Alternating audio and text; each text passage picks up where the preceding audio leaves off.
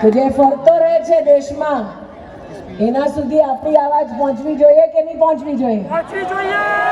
પહોંચવી જોઈએ કે નહીં પહોંચવી જોઈએ? એની યાત્રામાં પાકિસ્તાન જિંદાબાદના નારાઓ લાગે, આપણી આ સભામાં કયા નારા લાગશે? કયા નારા લાગશે? તો બોલો ભારત માતા કી।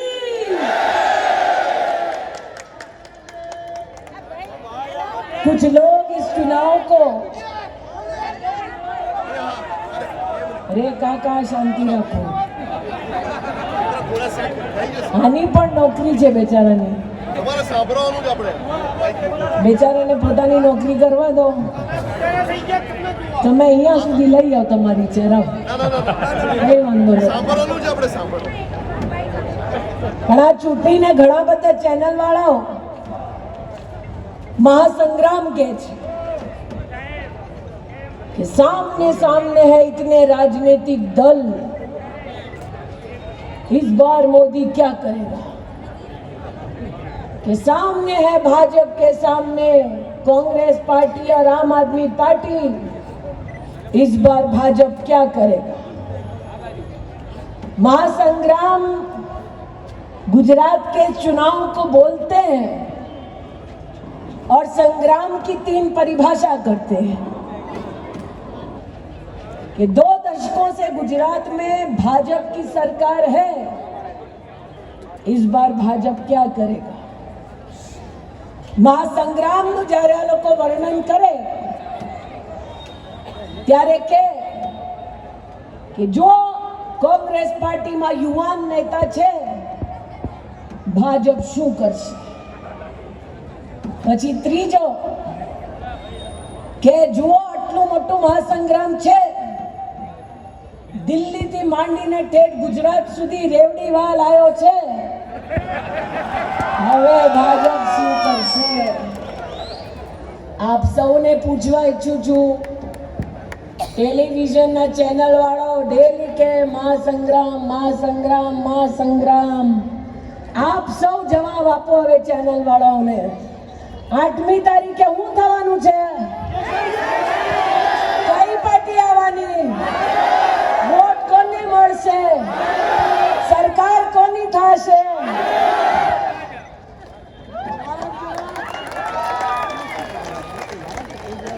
महासंग्राम का संस्कार यह है कि जब युद्ध की भूमि पर बिगुल बजता है तो सेनाएं आमने सामने होती है, सेनापति आमने सामने होते हैं, और गीता में यह कहा गया है कि जिसके पक्ष में धर्म है उसकी सेना चाहे कितनी भी छोटी क्यों ना हो, अधर्म का साम्राज्य चाहे कितना भी बड़ा क्यों ना हो, जीत हमेशा धर्म की होती है, धार्मिक की होती है, सत्य की होती है। महासंग्राम का नियम एक ये भी है कि योद्धा वो जो युद्ध की भूमि पर पूर्ण संस्कार के साथ लड़े,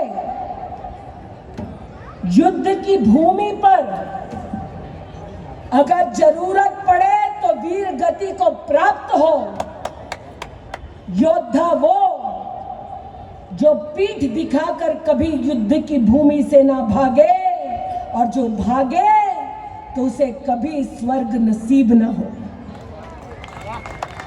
महासंग्राम का एक नियम और भी है कि युद्ध की भूमि पर चाहे आमने सामने सेनाएं कितनी भी विशाल क्यों ना हो, महिला का, वृद्ध का कभी अपमान नहीं होगा। महासंग्राम का एक नियम ये भी है।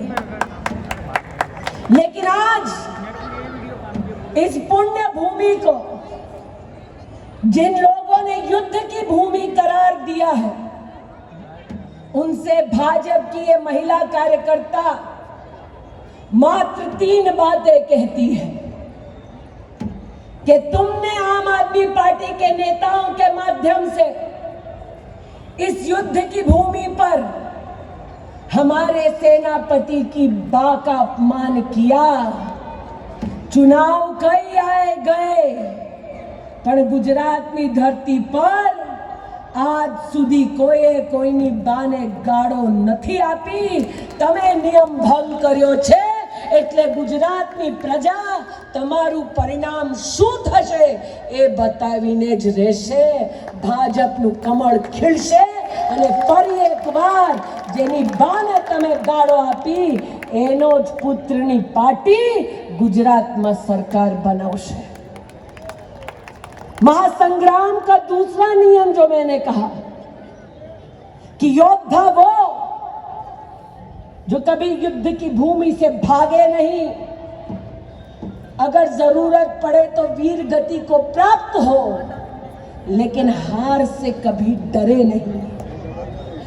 पण आपनी सामे एक सेना छे भाजपनी, बीजी सेना लोको के छे कांग्रेसनी। પણ કોંગ્રેસના સેનાપતિમાં દમ નથી કે અહીં ગુજરાતમાં આવીને લડીને બતાવે। યુદ્ધનો વિગલ વગાડી દીધું અને યોદ્ધા ગુજરાતની બહાર આંટા મારે છે। આજે હું આવા યોદ્ધાને કહેવા ઈચ્છું છું કે જો પીઠ દિખાકર ભાગ जाए युद्ध से, गुजराती कभी उसको स्वीकार नहीं करेगा। पोलिंग बूथ पर जाएगा, योद्धा की शान में कमल का बटन दबाएगा। मोदी के आशीर्वाद से फिर एक बार भाजपा की सरकार गुजरात में बनाएगा।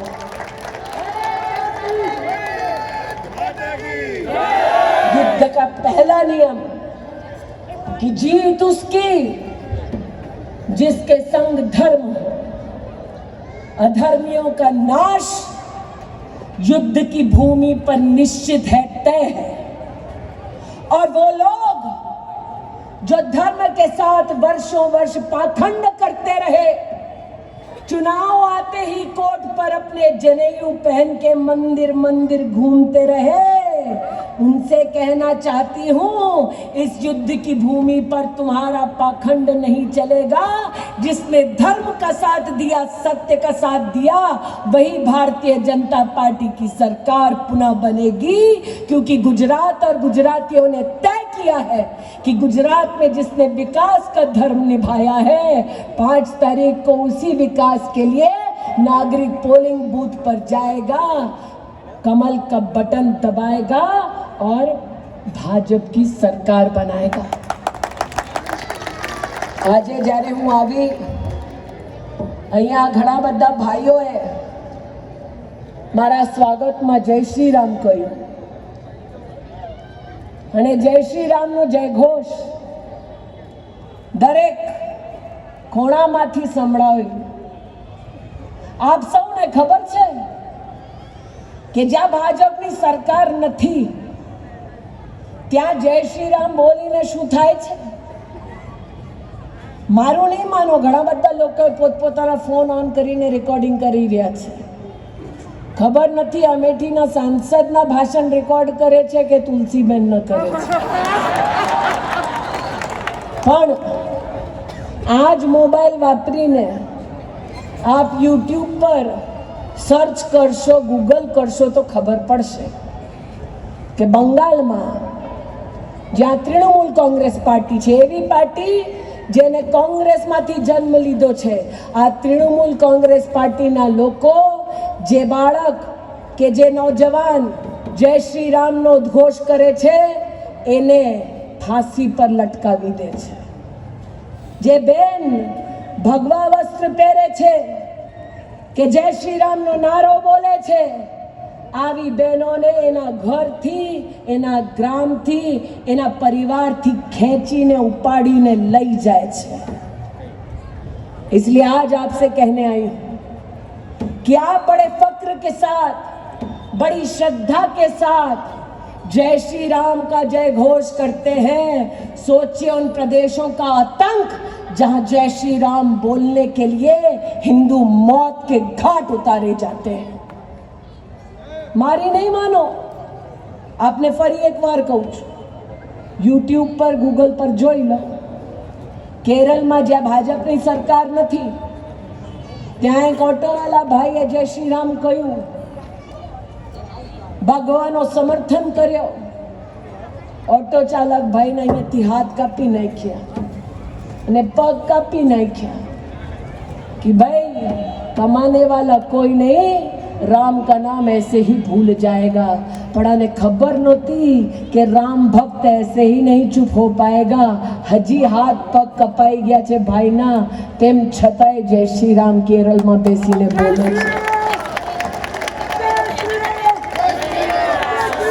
और राम की लीला देखो, राम की लीला देखो.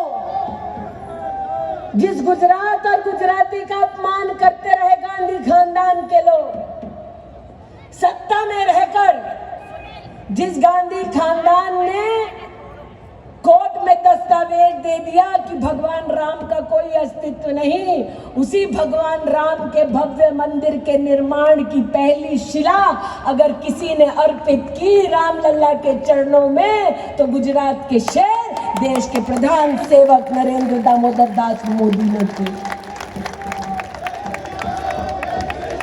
और ये लोग जो चुनाव के वक्त ललाट पर अब चंदन लगाते हैं, इनके कार्यकर्ता कभी मिले आपसे तो पूछना,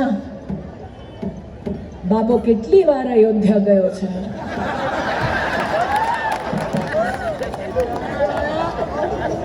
ये जो चुनाव के वक्त माथे पर तिलक लगाते हैं, दुपट्टा पहनते हैं, लाल रंग की चुनड़ी धारण करते हैं, इनके कार्यकर्ता से पूछना, बेबी કેટલી વાર અયોધ્યા ગઈ છે?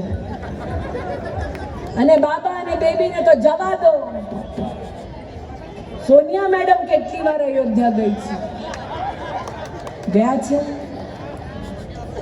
પણ હમણાં એમને હિન્દુ ધર્મ યાદ આવે છે, કારણ કે એક ચૂંટણી કરીને હરી જાય છે અને હવે એમને સમજણ પડી છે કે આ ધર્મનું અપમાન કરશો અને હિન્દુઓનું અપમાન કરશો તો આ પ્રજાતિ, આ સમુદાય, આ ધર્મના લોકો એક પણ તમને મત નહીં આપે. પણ પાખંડ દરેક ધર્મ સાથે કરે છે. અમેઠીની વાત કરું, કિરીટભાઈ અમેઠીમાં નમાઝ પણ અદા કરે છે, એટલે ઇસ્લામ ધર્મનું પણ અપમાન કરે છે, હિન્દુ ધર્મના પણ અપમાન કરે છે. અરે આ લોકોને પોતાનું રાજકારણનો ફાયદો જ દેખાય છે. ભગવાનનું જેને ડર નથી, वो इंसान का क्या खाक हो पाएगा. इसीलिए गुजरात का ये नागरिक 5 तारीख को पोलिंग बूथ पर जाएगा, कमल का बटन दबाएगा और राष्ट्र की सेवा करने वाले भारतीय जनता पार्टी के कार्यकर्ताओं की सरकार बनाएगा. ઘણા બધા લોકોએ મને કીધું કે મેડમના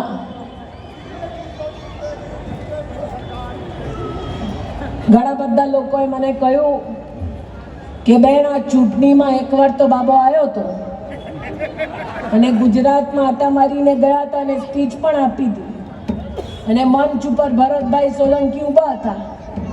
તમે વિચાર કરો હવે શું પરિસ્થિતિ છે કોંગ્રેસ પાર્ટીમાં કે ગાંધી ખાનદાનનો યુવરાજ ગુજરાતની ચૂંટણીમાં આવે, મંચ ઉપરથી ભાષણ આપે, ભરતભાઈ સોલંકીને કહે તમે પ્લીઝ અનુવાદ કરી આપશો.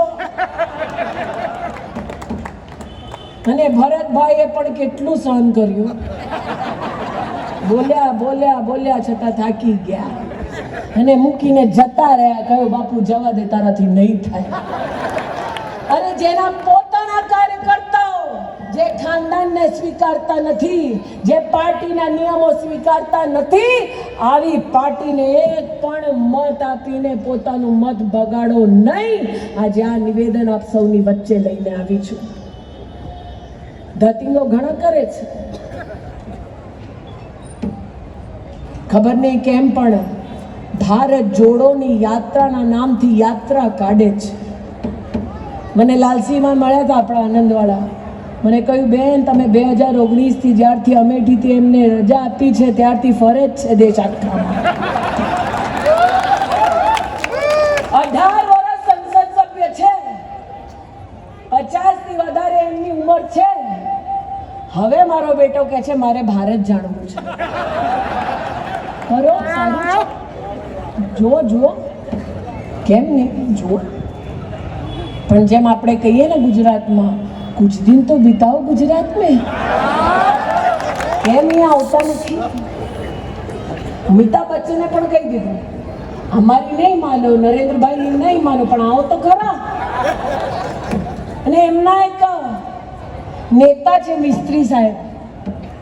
મિસ્ત્રી સાહેબમાં પણ બહુ તાકાત છે, બહુ હિંમત છે. ને વડાપ્રધાન માટે શું કહે છે મિસ્ત્રી સાહેબ? ચેનલ વાળાએ કહ્યું મિસ્ત્રી સાહેબ બોલો બોલો, નરેન્દ્ર મોદી માટે શું કહેશો? તો મિસ્ત્રી સાહેબ આપણે હિન્દીમાં કહીએ ને મૂછો કે તાવ દે કે બોલા અરે મોદી કો તો औकात बता देंगे. પછી ચેનલ વાળા મારી પાસે બેન તમારે કંઈ બોલવું છે? મેં કીધું ના ભાઈ, એ કામ કરો, ગુજરાતની દરેક વિધાનસભાની સીટ પર મેડમ, બાબો, બેબી અને દામાદશ્રીને લઈને આવો અને એક સભા કરીને બતાવો, ખબર પડી જશે કોની શું औकात છે. પણ આવે નહીં. વારંવાર બચ્ચન સાહેબ કહે છે કુછ દિન તો બિતાઓ, કુછ દિન તો બિતાઓ. આવતો નથી. આને પણ ખબર છે ક્યાંય ને કઈ ફાયદો કેમ એમની પાસે જવાબો અને પણ જવાબ નથી તેમ છતાંય હોર્ડિંગ પર જુટ્ટાણા શું બોલે? કામ બોલતા હે. કઈ જાતના કામ કર્યા છે એને જે બોલે છે? હું તમને જણાવું. યાત્રા એમને કાઢી તમિલનાડુથી કાઢી. તમિલનાડુમાં કોને મળ્યો હતો? એવા વ્યક્તિને મળ્યા સાહેબ જેને કહ્યું કે ભારતની પુણ્ય ભૂમિની ઉપર તમે પગ મૂકો તો માંદા થઈ જાઓ. એટલે ભારતની ભૂમિ સારી નથી આવા રાહુલ ગાંધીના લોકો બોલ્યા. અને રાહુલ ગાંધી એકવાર પણ આવા વાક્યના, આવા વ્યક્તિના ખંડન કર્યા નથી. કેરળમાં રાહુલ ગાંધી ગયા યાત્રા લઈ, ત્યાં એક એવા માણસના ખભા ઉપર હાથ મૂકીને ચાલતા હતા જે માણસને ગૌ માતાની હત્યા કરી અને ગૌ માતાનું ગળું કાપી એનો ફોટો લઈ ઇન્ટરનેટ પર મૂકી દીધું. હસતા રમતા રાહુલ ગાંધીના ખભા ઉપર હાથ મૂકીને ચાલતા હતા. આવી યાત્રા કાઢી છે. અને પછી કર્ણાટક ગયા. કર્ણાટકમાં એક બેન સાથે ચાલતા હતા. બેન કોણ?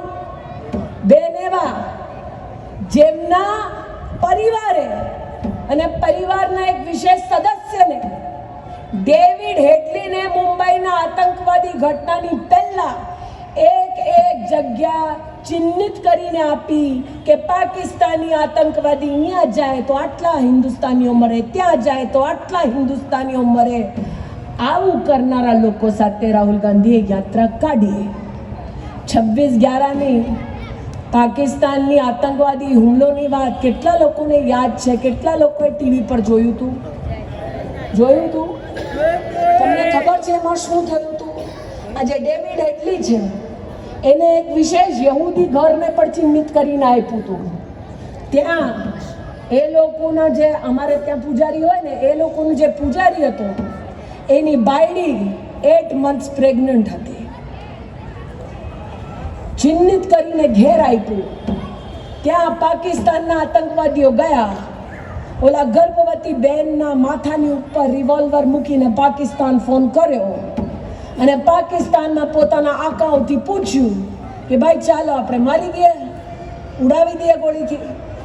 પાકિસ્તાની આકાઓએ કીધું હા મારી નાખ.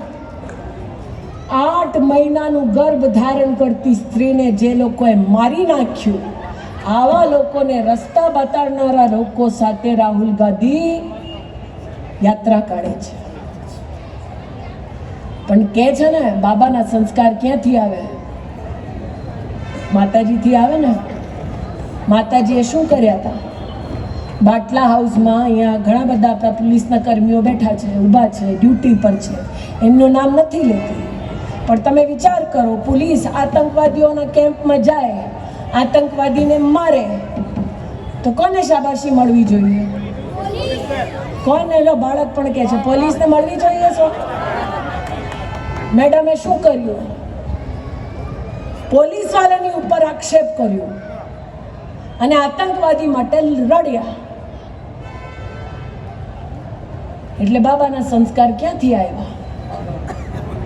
પછી આ યાત્રા કાઢીને ગયા મધ્યપ્રદેશ, ઇન્દોર. ત્યાંની યાત્રામાં પાકિસ્તાન જિંદાબાદના નારાઓ લાગે અને બાબો કઈ બોલે નહીં. પછી સાંજના મારો બેટો ગયો આરતી કરવા, ઊંડા કપડાં પહેરીને. આપણે ઓમ ચિહ્ન મૂકીએ તો કેવી રીતે મૂકીએ? આમ મૂકીએ ને, અને ઊંડું મૂકીએ. હનુમાન દાદા શું કરતા? સાધુના ભેષમાં જે પાખંડી આવે તો હનુમાન દાદા શું કરતા? ઊંડું કરી નાખતા. તો આ વ્યક્તિએ ત્યાં આરતી કરી અને આરતીમાં બોલ્યો જય નર્મદા મૈયા. મેં કહ્યું અરે અમને એને નર્મદા મૈયા યાદ આવી છે. જ્યારે ગુજરાતીઓ 10 વર્ષ સુધી આની બાની સામે, મેડમની સામે અમે નિવેદન કરતા કે બેન અમારા સરોવરના ડેમના પાણી મૂકવા દો, ગુજરાતના ખેડૂતને, ગુજરાતના ગ્રામીણ લોકોને, ગુજરાતના પરિવારોને પાણી જોઈએ. આની માતાશ્રીને ગુજરાત અને ગુજરાતીઓને નર્મદાના પાણીથી વંચિત રાખ્યો. અને આવા બાબા એના મેધા પાટકરના ખભા ઉપર હાથ મૂકીને ચાલે છે. અને મેધા પાટકરે મને કોઈએ કહ્યું કિરીટભાઈ પછી સ્ટેટમેન્ટ આપી, હમ રૂકેંગે નહીં, રૂકેંગે નહીં. અરે ચાલ ભાઈ, તો નામે ચાલતા કરી મૂકી દીધા છે ગુજરાતીઓએ. એટલે કહું છું કે જે ધર્મ સાથે પાખંડ કરે, લોકતંત્ર સાથે પાખંડ કરે, જે આતંકવાદીઓનું સમર્થન આપે, આવા માણસને આપણે એક પણ વોટ આપી શકીએ? બોલો, કોઈ આપે? અને છેલ્લો 2 મિનિટ રહ્યા છે. મેં રેવડીવાલ ભાઈનું થોડું કહી દઉં. તમે બોલો તો બોલું, નહીં તો જાઓ. રેવડીવાલ ભાઈનું તો એક જ છે, એને ભારત રત્ન આપવા છે. કોણે આપવા છે? જેલમાં એનો એક મંત્રી પૂરી દીધા છે. મંત્રીશ્રીએ દિલ્હીમાં બેસીને જમીનો ખાધી છે. મને તો એવું લાગે છે કે મેડમના જે દામાદશ્રી છે અને કેજરીવાલના જે મંત્રી છે કદાચ મળ્યા છે કે તે. હા, સત્યેન્દ્ર જૈન છે અંદર જેલમાં. પણ ત્યાં જઈ આને શું વર્તન કર્યું છે? આપણા સમાજમાં કોઈ દીકરીનો બળાત્કાર કરે, આવા માણસને આપણે આપણા ઘરમાં ઘૂસવા દઈએ? પણ કેજરીવાલનો આ માણસ જેલમાં બેસીને બલાત્કારીથી સેવા લે છે. અહીંયા જેટલી બધી બહેનો બેઠી છે, જેટલા વડીલો બેઠા છે, આપણને પૂછવા ઈચ્છું છું, આવા માણસને એક પણ મત મળવું જોઈએ? બલાત્કારીને મત નહીં, પાખંડીને મત નહીં.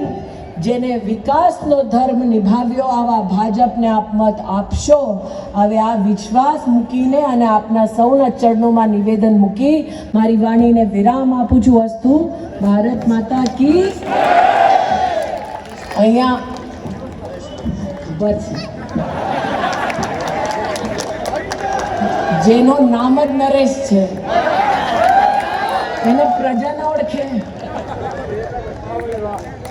પણ આ લોકતંત્રમાં પ્રજા રાજા છે. એટલે આપણે નરેશભાઈના રૂપમાં સેવા કાપીને અમે જઈએ છીએ. આપ એમનું ધ્યાન રાખશો 5 તારીખે. 5 તારીખ પછી 5 વર્ષ આપની સેવા કરશે. ટ્રિપલ ઇન્જનની સરકાર થશે. નરેન્દ્રભાઈ, ભૂપેન્દ્રભાઈ અને